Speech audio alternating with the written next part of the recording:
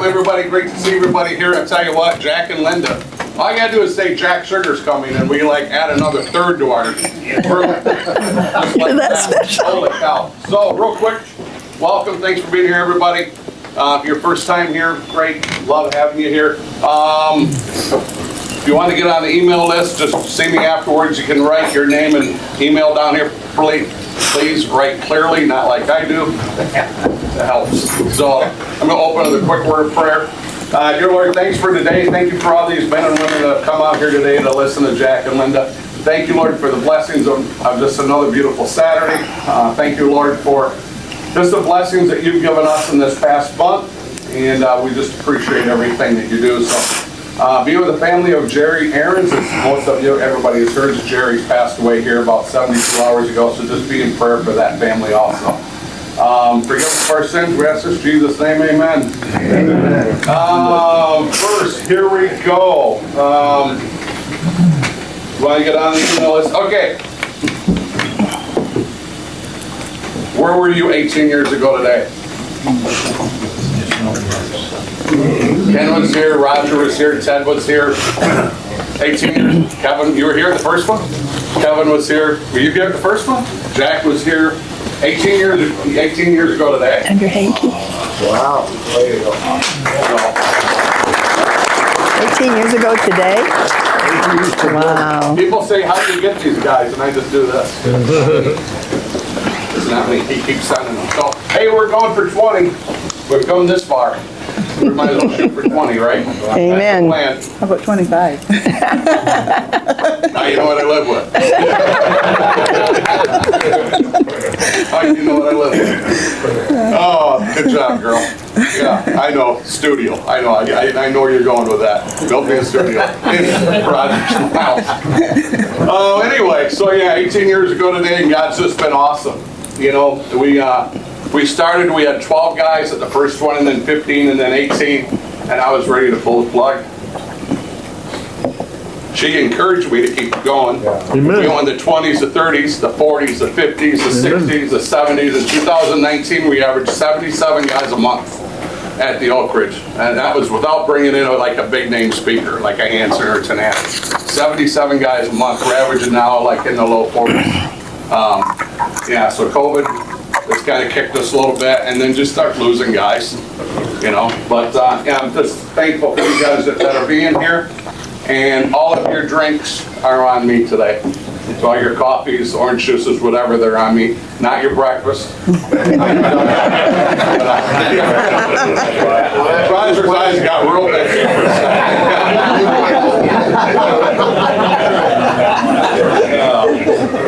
I know the Dutch guys in here. Yeah, you keep smiling, Ted. You're not getting mad. Hey, speaker for June is going to be Jerry Lynn. Jerry finally said yes. Jerry, I think most of you guys have seen him now in time. Flew Chinook helicopters and then jumped into the corporate world of airplanes. Wow. Flew former President Ford, John Denver, Peter Secchia. Wow. And you know, every time I get to spend with him, he's in my Tuesday night group. Every time I get to spend with him, Craig's in there, I get to spend with him, he'll usually somewhere during that point maybe drop a name. And we all do this. Quick story, about 6 months, a year ago, we're downtown at the men's group, music was playing, John Denver was on, and he just goes, now we're all talking, right? We're all hanging out, and he goes, John was a nice guy. We all do this. We're like, what? Yeah, he said, back in the day, I used to fly John all over the country. We're like, Jerry, we've known you 6 years. There's another nugget. Call him Jerry's Nugget. So look forward to Jerry and his message. Please come on out, because it'll be special. I really want to hear about the Chinook helicopter. His 3 crashes, but yet they also let him keep flying. I want to know how that happened. June, so yeah, July, I think I'm going to get a kid, a former Muskegon football player who went to an Ivy League school, graduated in 4 years and played at Buffalo for a year. Very impressive, very impressive. So I want to grab him, bring him in, but I want to just meet with him first just to make sure he's squared away with his faith. And then Brian Ellerby from Grand Rapids works, where's Brian Ellerby work at? He's the head of Guiding light. Guiding Light, thank you. He's the head of Guiding Light. He actually went through Guiding Light. He has an incredible testimony. So that's kind of what's coming down the pipe. Today's speaker is Jack Schugars and his much younger girlfriend. We're gonna roll with that. I like that. Yeah. Well, I get up so much time from these guys for marrying up. So, but they're gonna kind of share in tandem. Might be mostly Linda from what I hear, but they're going to talk about the power of prayer and how it had really worked in their life. So I'm going to turn it over to Jack and Linda and come on up. 18 years ago, I was in this, I think I was a speaker 18 years ago. I'm old, I forget things. I think I was the original speaker here. Wow. That means that I'm old.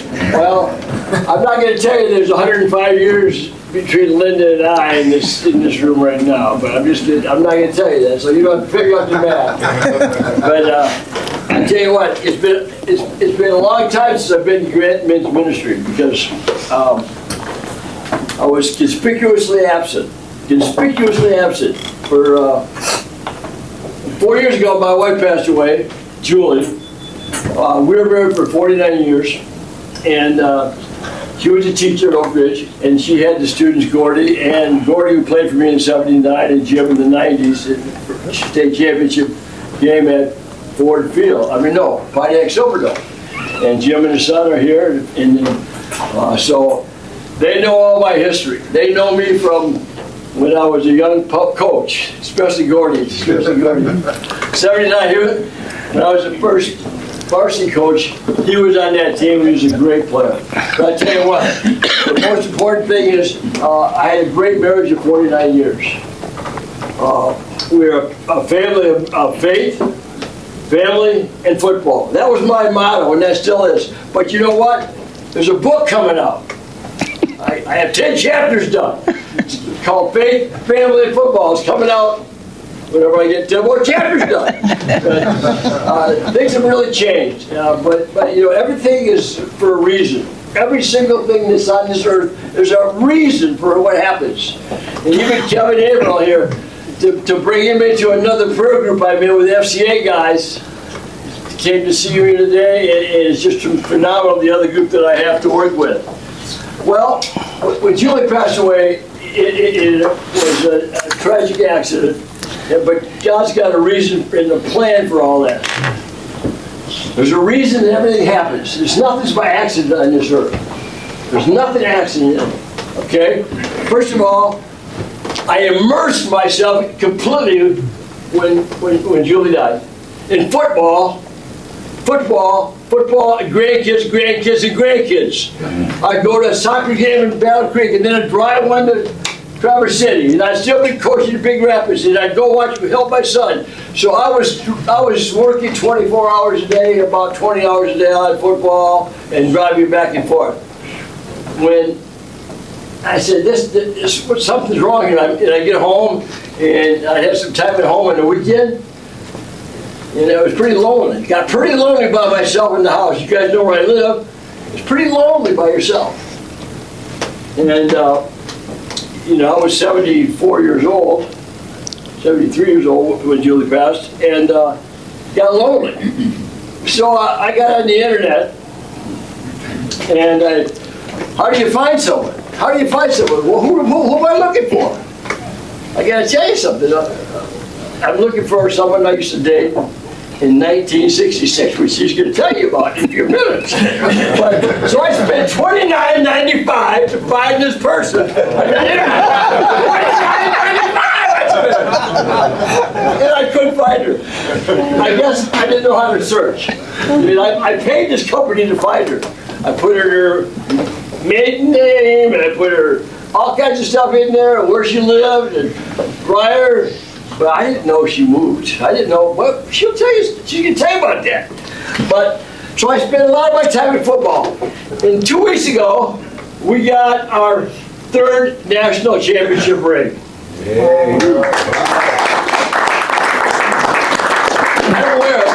I don't wear it hardly at all, but I recruit I were. Thank goodness. It's huge. And today you'll see a nice, beautiful necklace on Linda with her state championship necklace. But, so I've immersed myself because I had a boss named Tony Anise who really takes care of me and loves me unconditionally. So I have a ministry at Ferris State University with Pastor Mike Wissing and the coaches because they know I'm the guy who says, golly shucks, darn it, instead of I want to tell you those words. You probably never heard them, right? No, none of you have ever heard those words. And anyway, my coach Denise, he has a good vocabulary. And it's not what you're going to have right this morning. You're not going to have that vocabulary. But anyway, he's a great person for me, and it's tremendous. Well, when you buy my book, you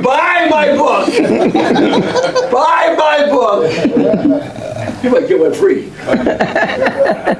And it's called Faith, Family, and Football. It's got a picture of me in the front, so you know who it is. It's about me. My faith never wavered. My faith never wavered. Now, my wife had an accident and she died 6 days later. Did my faith waver? Did I say, God, why did you do this to me? No. I trusted in the Lord. It's the hardest thing in the world. If you lost a spouse, there's no doubt about that. And both Lynn and I have lost a spouse. But the real story of my book talks about my first love. My first love, if you didn't know this, I played hockey as a kid, from 6 years old on up. And I spent a lot of time playing in the city rinks back then when they froze all the rinks. All the city parks were all frozen. Marshfield, McCray Field, Reese Field, people in Muskegon. All the parks were frozen. And they had hired people to come and freeze it. And you would skate out every time after school. You want to get to the park and play hockey. So I was a hockey. And then the Walker Arena opened in 1956. And I was the youngest guy to rent the Walker Arena. From back then, it was $20 an hour. Well, anyway, I was a rink rat. And lo and behold, I'm down there, and there's a figure skater there. Who looks pretty good. She looks pretty good. And I said, who is that figure skater? Well, I find out her mother was a concession manager for all the sports and events, all the events in the Walker Arena. And what happened then, I became attached to this figure skater. I didn't know figure skating from not much. I played hockey. I was a hockey player. But she's a beautiful figure skater. Those little things, They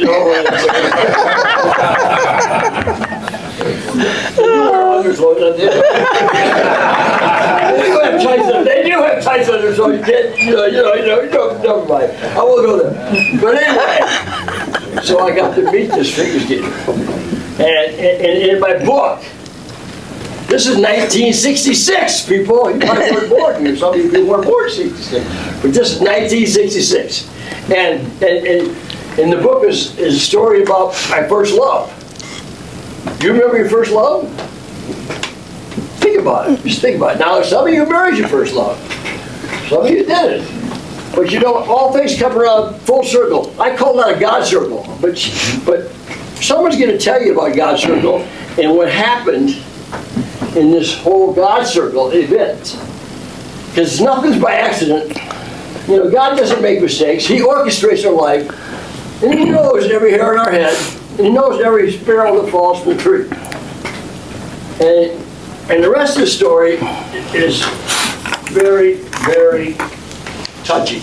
Because it talks about people like Bill and Rick Schaefer and Jim and Cal and Gordy and Kurt and Lisa and Ariel, who are meant to be certain people on this earth, to do certain things. And somebody's going to tell you about these certain things in a minute. And I'm not going to take her time away because Cal told me he's got some game called soccer, but it doesn't matter. Grass grows really slow, Who knows that story? Who knows that? But I've always said, my grandkids play soccer. Watching soccer is like watching grass grow. But you soccer people here, don't. Right in front of you as a head soccer coach of mine. I'll pray for you, okay? I'll pray for you. What the heck? Hey, my recruiter, the kid I graduated is a soccer player from Australia. He's graduating this morning. Can't meet them, but that's another story in itself. That's another story. But I'm not going to take your soccer time away because the grass is still growing. You know, I'm just getting sprayed and it's growing fast now. So I'm just teasing you. You know that. I love you. So I'm not going to say anymore because I have someone who's going to tell you the real story. Like now for the rest of the story. Remember that guy? And then the guy was Harvey. Now, Linda Stellar for the rest of the story. Isn't he? Well, I've never spoke before, but I'm going to share my story. Like Jack said, I met him at the skating rink. And he was more than willing to come down because I could get on the ice anytime I wanted to. So if there wasn't something going on, I could ice skate, and that's what I wanted to do. So he would come all the time and lift me and twirl me, and we would skate. Well, pretty soon we became sweethearts and wanted to get married. Well, our parents said, that's not happening. Got to go off to school. Well, you know, Jack was older than me, so he left for college. And back then we didn't have cell phones. And so he'd have to call on a payphone. Well, then that didn't happen anymore because somehow he got a charge card for a credit card from somebody else, and him and his buddies were all using it making phone calls, and he got caught and had to pay it all back. So we didn't even talk on the phone, and I was sure he ran off with some co-ed at college. So, you know, life went on. And I married, and I was married for 42 years, moved to Florida in my 20s. I was young, had a family, was a Christian, had several children, lived on a farm. I could dig a post, I could put in fence posts and pull that wire, that bob wire, and that's where I was at. After 42 years, my husband passed away, and it was lonesome. It was lonesome. And I moved with my son in Newport Richey. It was a long way. It was about 2 hours from where I recently lived. Sold my farm, had a huge auction, sold everything, and moved with him to Newport Richey on the river. A beautiful place, had my own little apartment, but it was lonesome. Couldn't find a church I really liked. And my son, who he went to church, but he wasn't living the life he should probably. Always trying to get me to go down this little town, Newport Richey, and have lunch. Go down there. It was all older people. Meet somebody. Well, I met a couple girls and started going to a water aerobics class. I loved it. Loved water aerobics. Well, after water aerobics, they wanted to go out and have lunch or have a few drinks, always trying to palm me off on some man. It seemed like, she's not married, she's not married. So I had a couple dates or a couple lunches, and I found really quickly, they buy lunch, they expected dessert, and that wasn't happening. So I said, I have got to find a church or find some place where I can meet somebody and have some good friends. Well, I live on the river, so in the afternoons I might have a cup of coffee and go sit by the river. And if this isn't a God thing, I don't know what is, because I never really thought about Jack anymore. You know, we went our separate ways, we had our separate lives. Never come back to Michigan just a couple of times when my mother died, when my father died. So I'm sitting there, and all of a sudden I think about Jack Schugars. And I wonder whatever happened to him. Well, I pull up the cell phone and hit Facebook. And there he is. I'm like, no. In Florida, about 35 minutes from me, having strawberry shortcake with a bunch of guys recruiting football players. So I right away message him, hey Jack, this is Linda. You're in my part of the woods. Let me tell you a great place for you guys to eat over there. That's how I left it. No answer. He just went beep and deleted me. So a couple weeks later, I tell my girlfriend about it. I said, Judy, I used to date this guy, and I told her the whole story. She said, what did you put down there for your name? Well, my name it's Linda Stellard. He doesn't know who you are. She said, you're old. He doesn't even recognize you. I said, well, he's old. I recognize him in the group. She said, listen. She said, message him again and tell him who you are. So I think about it. I go home and, I wasn't going to do it. No, I'm not doing it. No, he knew who I was. So I go home and I message him. 3 or 4 hours later, he messaged me back, Linda, I did not know that was you. He said, I'm in the Bahamas with my grandkids. As soon as I leave, I'll call you. So he calls me, and he flies to Newport Richey a few days later. And I meet up with him, and we go out and have some dinner and whatever, and he seems like a nice guy, but I don't really know him. I haven't seen him in all these years. So you going to want dessert? I hope not, because he ain't getting it. So we have dinner, and he said, Jack, what do you like to do? He says, well, what do you like to do? I said, well, I walk every day. I walk at least 5 miles every single day. I do water aerobics at least 3 times a week, and I do kickboxing in water aerobics, and that's what I do every day. My whole life is cook for my son, clean, and that's what I do. He said, well, I like to walk. I said, well, there's a beautiful place near the ocean that we can walk. So the first day we go out walking, and we walked, what, 7 miles? 8 miles. Yep, went down by the beach. And the next day we walked 7 miles and had lunch. And we went to a new place that was beautiful. Went down by the water. Third day, I said, where do you want to walk? Not having it today. I'm wore out, not walking. So I decided to tell my son the whole story about him. And he comes over to the house and meets my son. And they got along, everything was just great. He liked him real well. So he went back to Michigan, he came back again, he was back and forth, when he could come. And my son said to me, Mom, you seem to get attached to this guy. You need to tell him what's going on with you. I said, don't you dare.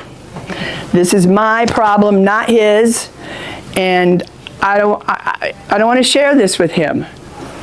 So time goes on, and finally I have to tell him. And I knew my son, what if I didn't? I had lupus as a young person. Well, the lupus turned into nephritis, and it was destroying my kidneys, and I needed kidney transplant. Every 3 or 4 months I'd have to go through chemo. I'd get sick, but I didn't lose my hair. Women love their hair, I guess. I lost some, but not all of it. So he didn't know. I had to move everything around. I didn't want him to come when I was going through chemo or I was going through something. So finally, I had to tell him. Things were getting worse. He said, I don't care. It's fine. He said, I'm in, both feet. I thought, yeah, sure. You don't know what you're in for. So he started going to my appointments, meeting my doctors. Well, I didn't know how well God blessed me. Because you have to sign a contract when you're waiting for a kidney. You have to have 2 people sign a contract that they're going to take care of you after you have a kidney transplant. There's a lot that happens. So Jack was willing to be in, both feet. My son signed the contract, because you do it when you first get on the list. And my girlfriend did. She was 82 years old. But she's a crazy lady. She drives a brand new Mustang, fastback. We get up to a light, and there's some young guys over there, and she's revving the engine up. I said, oh, Judy, this is so embarrassing. And I drive an SUV. I said, I can get in, but we need a crane to get me out. So anyhow, she signed. Well, neither my son or her could have ever done what was, what they needed to do. In fact, my son tells Jack, my mom would be dead if it was for me. So anyways, he signed up. So everything, everything's still going pretty well. In November, he invites me here to meet his family. I hadn't met him, heard about him, but never met him. For Thanksgiving, picks me up at the airport. Can I have that water? I need a little drink of water, Jack. Picks me up at the airport, brings me home to his house, and I say to him the next day, I said, you want me to make a plate? What do you want me to do? What's my part of this dinner? He looks at me and he said, you're cooking it. I said, Jack, I've never met your family and I'm going to cook the whole Thanksgiving dinner? Yep. said, it's not being catered? Nope, you're cooking. I said, I think you need to get me a ticket because I'm going home. I was already nervous about meeting his family. I didn't know, I didn't know what it was going to be. Well, I soon found they were wonderful. They were really, really wonderful, really a blessing to me. And I did cook the dinner, and everything turned out good. Boy, I did some praying that night, Lord. But I had 6 children. I lived on a farm. I knew how to cook. So everything went great. His family was wonderful. So I go home. And in December, I go to see my kidney doctor. Now, I've been waiting 4.5 years at this point for a kidney. But I was doing well, because when I first talked to my doctor about the kidney transplant, he said I wasn't on dialysis. And I didn't want to be on dialysis. He says, well, I'm going to tell you how not to be on dialysis, but you're not going to listen to me because nobody ever does. I said, you don't know me. So he tells me you need a plant-based diet. No meat, no milk, no cheese, no. I'm like, whoa, that was a little harder than I thought, but I did it. And I was never on dialysis, and things had been going well. So in December, I go in for my appointment. I walk in, he'd always sit down with a smile on his face and tell me what my creatinine was, what everything was. Today, he leaned up against the counter with his arms crossed. His demeanor told me right away something was wrong. And he said, Linda, you've now moved into stage 5, you're end of life. I said, what? He said, stage 5, end of life. I said, what am I going to do? Can I have more chemo or no more chemo? It's not working. I just took a sigh. Well, what are we going to do? He said, you need to go home and get your house in order. That's how I left that day. I sat in my car and I cried. I said, Lord, I called on the Lord. And then I thought, I'm not going to tell my son. I'm not, because it's Christmas time now. I don't want to, it was a rough time. So Jack hangs right in there through all of it. He takes me to meet, I come to Michigan, he takes me to meet some of his former players. I've met some of them. I love the football players. I got along with them great. He's got some great players. So he took me to meet Bill O'Shaughnessy. He was my first hero, a prayer warrior. I didn't know Bill. Jack took him some caps and some clothes, football stuff. He comes out of his house. He wraps his arms around me, and I'm like looking at this great big giant, He said, Linda, Jack told me you need a kidney, and I'm praying right now that you get a kidney. And he started praying for me like, wow, he could pray. Every day after that, I kept getting these little messages, just messages. Linda, I'm praying you get a kidney. Linda, a day after day, I'd read his little messages. Linda, I'm praying you're getting a kidney. On January 1st, he calls me on the phone. Never called me. With excitement, Linda, you're getting a kidney. And I'm going, are you giving me one? I mean, how do you know I'm getting a kidney? And I guess my tone of my voice maybe sounded crass, because he says, they're silent. He said, God didn't tell me audibly, he told me in my heart. He kept praying. But now he's saying every day, you're getting a kidney. Miss Linda, you're getting a kidney. January 27th, Saturday, 8:15 in the morning, the biggest day in Tampa. It was Gasparilla Saturday, and that place is crazy. You cannot get downtown. You can't get to the hospital. The lady says to me, you got 30 minutes to get here before the roads close. And you don't get here, there's somebody in Orlando that needs it. I just happened to be by his house because we were going to pick up my girlfriend. We were going to meet a girlfriend of mine I wanted him to meet, and her husband, in Orlando, actually. So I'm excited, obviously. We get in the car, take off. Man, did he drive. He got me there in 35 minutes. He went through the police. He went through everything you could think of to get me there. Now, my son was in the Gasparilla parade. Of course, his business. He didn't have his phone. He couldn't hear his phone. So he didn't even know I was having a kidney transplant. We get in there, and It was quick in a hurry, boy. It's so quick. I mean, they're taking blood before you know it. You're looking at the surgeon. So we went through the kidney transplant. And Jack was there through all of it. And he was there that whole day with me. I'd have never probably made it. If I would have been where I lived, I would have never made it. He finally got a hold of my son. So my son was there when I got out of recovery that night. It was late that night. And I kept telling Jack, where's my son? Where's my son? He said, he's right here. I said, no, he's not. And I said, I want to feel it. He was there talking to me, but I couldn't hear him. I didn't believe it was him. And I don't even know why I asked this, but I said, I want to feel his hands. I felt his hands. I said, yep, that's my son. He's got a good brain. He works hard, but not with his hands. His hands are pretty soft. I can tell you, he didn't put in any post holes at the farm. I'd call him over if we wanted to make a bull into a heifer. He could put them down, but no, he didn't. So I was blessed with a kidney. And I said from that point, I said, Bill was my prayer warrior. And I started to think about all the other people, Cal and Rick and all the people from fellowship that prayed for me and sent me cards, and those are prayer warriors. And I thought, how many people have I been a prayer warrior for? I'd have a friend or somebody that was sick, oh, I'm going to pray for you. Well, I would pray for him, but I wasn't a prayer warrior. I didn't call and check on him all the time. I didn't pray every single day. Bill O'Shaughnessy prayed every single day and messaged me. And it meant a lot to me to have a prayer warrior. And of course, Jack stepped right up and has been with me ever since. He's been wonderful. My doctors love him. And why I say he saved my life is that when you have a kidney, there's so much involved. I was on like 32 or 38 pills to start with. They come in with all this medicine, like, how do I do this? He knew every medicine.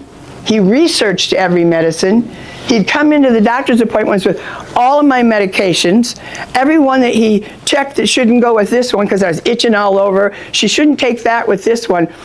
And he'd tell the doctors they'd change things around, I'd be fine. So he was the Lord sent him to me. That's how I feel. Who else could have done what he did? And it has been a great trip. He's been wonderful. And I love the guy. Thanks for listening to my story. What? Okay. Paul Harvey, we got a Paul Harvey. We got a Paul Harvey. Oh, I didn't tell you the rest of the story. She forgot Paul Harvey. I had Paul Harvey. She's got to have a Paul Harvey. I do have a Paul Harvey, quickly. I have two sisters that live here, one in Frankfurt and one in North Muskegon. My sister in Frankfurt was having surgery, and I was concerned about her, and I told Jack, I want to come and I want to see her before she has this surgery. So I fly here. We meet her halfway. Where were we at? Manistee. And I pick up my little sister from North Muskegon and her husband. We meet halfway for dinner. We have dinner, pray together, and leave. We get in the car, the phone rings. It's Bill. He's calling Jack. And Jack says, listen, Bill, I'm busy right now. I'll call you back. So he hangs up. My brother-in-law says, do you know Bill O'Shaughnessy? And Jack said, yeah, he was my manager. He took care of water, like, what did he do? The equipment man or whatever for me in football, years and years ago. He said, I know him. When he was a new Christian, he came to my church, and he wanted to be a greeter. And I really liked him. We got along great, so we talked, and he started to be a greeter at the church. I kind of mentored him. So he said, and Bill told me one day he came in, because he was a new Christian, he says, I don't know how to pray. I want to learn how to pray. He said, my wife is a prayer warrior. He said, she's going to work with you. She'll teach you how to pray. So he would pray with my sister every week. Now, my sister, they didn't know I knew him, they didn't know any of this. And so we get back in the car. I drop my sister off. We get back in the car, and Jack says, do you know what just happened? I said, what? He said, 20 years ago, God knew what was going to happen, and he put Bill there. Your sister taught him how to pray, and he prayed for you every day. And that was the rest of the story. Isn't that wonderful? Okay. I'm not done. When are you gonna write your book? I'm not done. I'm going to tell him a secret. Oh, yes. Oh, yes, you don't know what I'm going to tell him. No, I don't know what you're going to tell him. When we were young and dating, I used to tell him, I'd say, Jack, I can't marry you. He said, why? I said, because you're adopted and you'd never find out who your family was. I could be your cousin. That's what I tell him. So I can't marry you. So one of the first things, that I don't know why I thought about this, when I met him, I said, did you ever find out who your mother was, who your family was? He says, no. I said, you're writing a book and you don't know who your family is? He said, no. I said, I think it's time you found out. So I talked him into finding his family. So he finds his mother, lived not too far from him, and she rode a bicycle every day to Orchard View, and she was like the school nurse. Well, she'd passed away. He had 2 half-brothers and a half-sister who lived In Grand Haven, now, But where did they live then? They lived nearby you. Muskegon, right down by Apple Avenue there. And so he wrote him a letter. So he had 1 half-brother that's still alive who called him and said, Jack Schugars, I know who you are. So they meet for lunch. So he gets to finally meet his half-brother. He said the mother never told them that she had another child. When the father was dying on his deathbed, he said, you have a half-brother somewhere. And but they didn't know how to ever find him. So he found the 1 half-brother. And the funny part is the half-brother had 3 children. He was all of their teachers. He was their teacher in school. Wow. It gives me goosebumps. And their name was Goldberg, and my mother's husband was a Jewish guy, so it's interesting that happened to me. Now I'm researching my father right now, and I'm working on that. I'm getting leads on my father, but I'm not your cousin.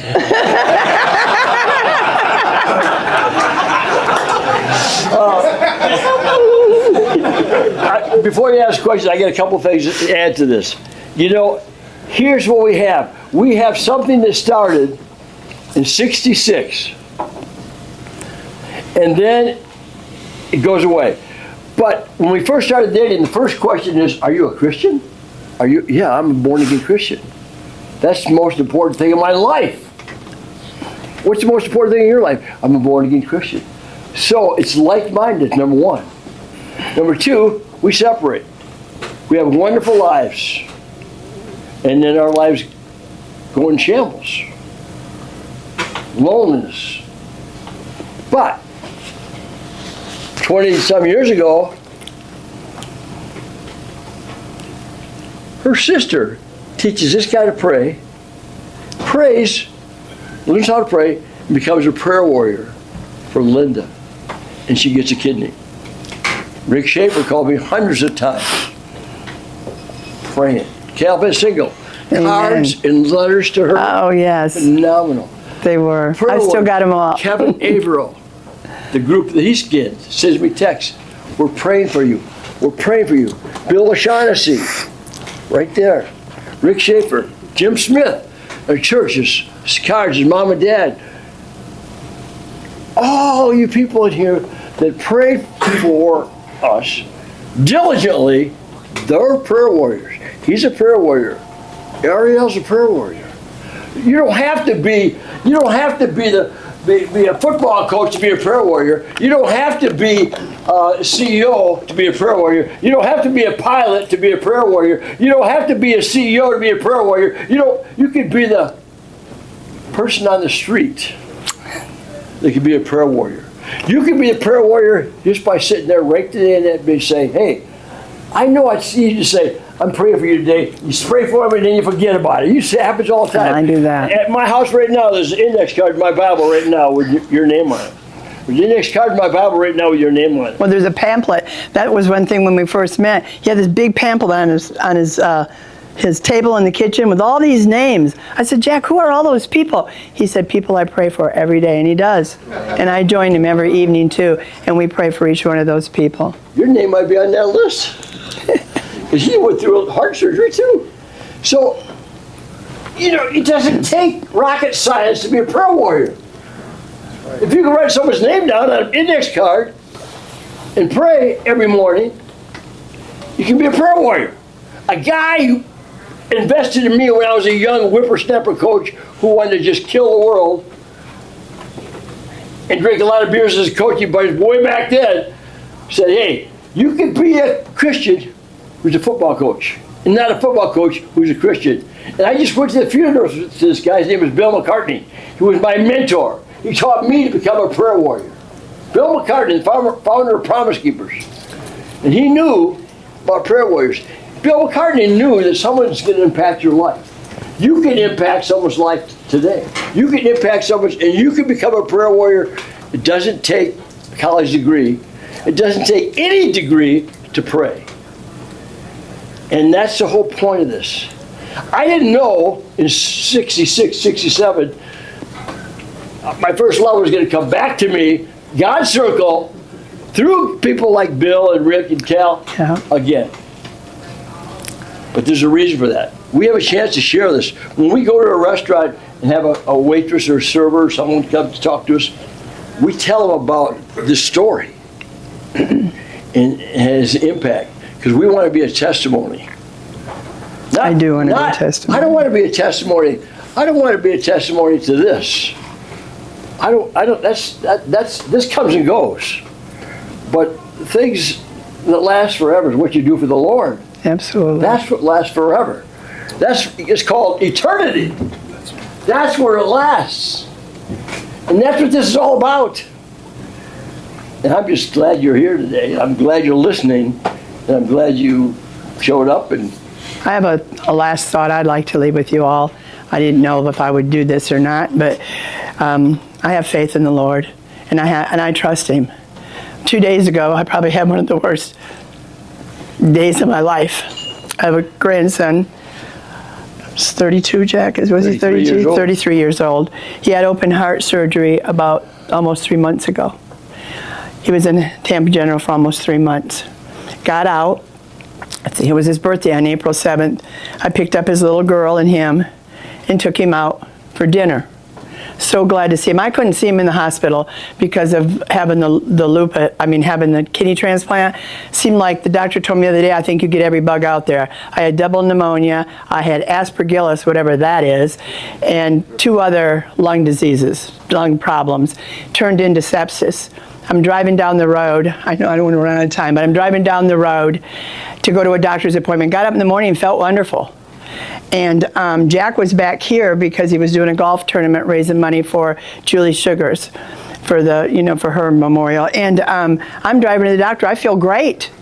Got up and got a shower. But the thing that bothered me was the day before, the doctor sent me a little message. My doctor don't send me a message. It's all whatever. You got an appointment tomorrow at 9:30 or whatever. So I get my car and I'm driving. Now I'm about an hour away from this doctor's appointment. I know where I live. I know how to get there. I'm driving and all of a sudden, I don't know where I'm at. I called Jack up. I said, I'm confused. I'm pulling over, putting in Google Maps, thinking, how could I be confused? He's saying, call an Uber. I'm not calling an Uber. So I keep on the road. All of a sudden, people are honking and shooting me the bird, and I'm going, what on earth? I'm getting close to the doctor's office. I can see that. Then I realize I'm not driving. I'm driving like this and not staying in my lane. So I get in the parking lot, shut my car off. I park like this instead of like this, and I pass out on the steering wheel. He calls the doctor's office because I wasn't answering. They called an ambulance. I had a fever of 104. I was in AFib and my blood pressure was dropping. And I didn't know who I was. I didn't know I didn't know anything. And they rushed me to the hospital. They told my son and Jack that I was not going to make it. They didn't expect me to make it. But I did. So I know I'm here for a reason. So back to my little grandson. So I couldn't go to the hospital when he had the heart transplant because I get everything, it seems. That's the worst place you could go, the doctor said, was the hospital. So Jack went. He went and was there for the open heart surgery, stayed through the whole thing, called him every day, brought him food from any restaurant he wanted because the food was terrible in the hospital, and prayed with him every day and talked to him. Now my grandson wasn't a Christian, but he knew, he was raised in it. He knew his grandma was. It took him to church plenty of times. So after, I was glad when he got out. When I talked to him every day. And when he got out, we took him for dinner, have whatever you want. Had a great time with his little girl. Went home. I didn't know I was never going to see him again. 2 days ago, I got a phone call in the morning. We were in Tampa, and told me he died. He was gone. I know the day that we had dinner on his birthday, Jack always prays, holds his hands. And when we got done praying, he continued to pray. I hadn't heard him pray in years. But he took over, and he prayed a beautiful prayer. I was surprised. When we left, I told Jack, I said, wow, wow. So I have to trust in the Lord now. My heart's broken. My heart's broken. I loved him dearly. I loved him dearly. You know, I don't understand why, but I know there's a reason. But I'm glad that Jack was with him during all this surgery and had time to witness to him, that I got to pray with him that day with my little granddaughter. My heart bleeds for her. She loved her dad. So keep me in your prayers. Thanks. Question. 2 days ago, I said, Linda, we have to go back to Tampa. She says, no, I'm not going to let my prayer warriors down. I'm not going to let Cal Van Single down. I'm not going to let Cal Van Single down because he's a prayer warrior. And every one of you can be a great prayer warrior. And then when you pray for someone, send him a text or note, say, hey, just letting you know I prayed for you today. And all those little cards you sent me, they touched my heart when I went out in the mailbox and saw that in the little cards. They did. They meant something. I've been on TV now, the MHSA and done all that stuff, and I'm sure people go, boy, that guy doesn't look anything like he sounds. Right, Steve Kelly? Yep. Yeah. Steve Kelly's the morning show host from Wood Radio, probably the most powerful voice in West Michigan. And then I met him. I didn't see that coming. We're the same thing, brother. We're in the same boat, man. We're in the same boat. So I started broadcasting in the mid-90s. And at WSHN, and we make the move over to the Muskegon area in the early 2000s, which I thought at the time, man, I loved doing the NCAA. If I would have stayed in the old NCAA, I never would have been to Ford Field. I never would have been at U of M broadcasting at U of M. I never would have been to Michigan State and sitting on the floor at the Breslin numerous times. Never would have got to do all that, ever. But now because of Muskegon in the 31 quarter, every fall I'm going to Ford Field. 2005, it's the Wednesday night before Thanksgiving, and this guy is going to take his team down to Ford Field and go for his second state championship. John Russell and I decide we're going to do a championship preview from 7 to 8 on WLCS. So we bring in Jack Schugars and his 4 players.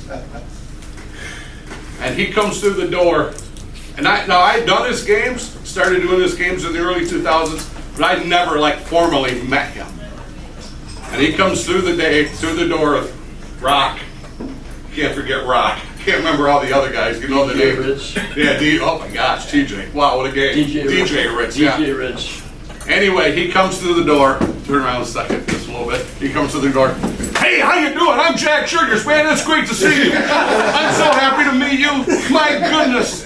I've been listening to your games. I hear you guys on there. You guys are amazing. And he's like, I'm like, oh my gosh. This guy's chugging Mountain Dew. We'll find out later he does. This guy chugged a 40 of Mountain Dew on the way over. And he had an infectious personality. And that's why, now I know why you win after spending time with him. Now I know why you win. An infectious personality. I wanted that in my life. I needed that. I needed that coach. I needed that mentor. And the funny thing is, so I get a hold of him at school, and I said, hey, this is Cal. I said, I want to have breakfast or lunch with you. And he goes, no. I'm like, what? He goes, no. He goes, I want to have lunch with you. That's where it started. And then him just, him being part of a breakfast, something like this. And then in 2007, the spring of 2007, we were having lunch at someplace else. I was sitting at the table in front of the aquarium, and he got a phone call, I think this was the day, from Lloyd Carr, because he had just been nominated for National Coach of the Year. He's like, oh, Lloyd Carr's coming. I'm like, take the call. Take the call. No, I'll call him later. I'm like, no, take the call. It's Lloyd Carr. No, I'll call him later. And I was like, you gotta be kidding me. And we walk out, and I'm driving home. And it's an Apple and Trent. And God just said, if Jack can do it, so can you. And now we're here 18 years later. Amen. Wow. Yeah.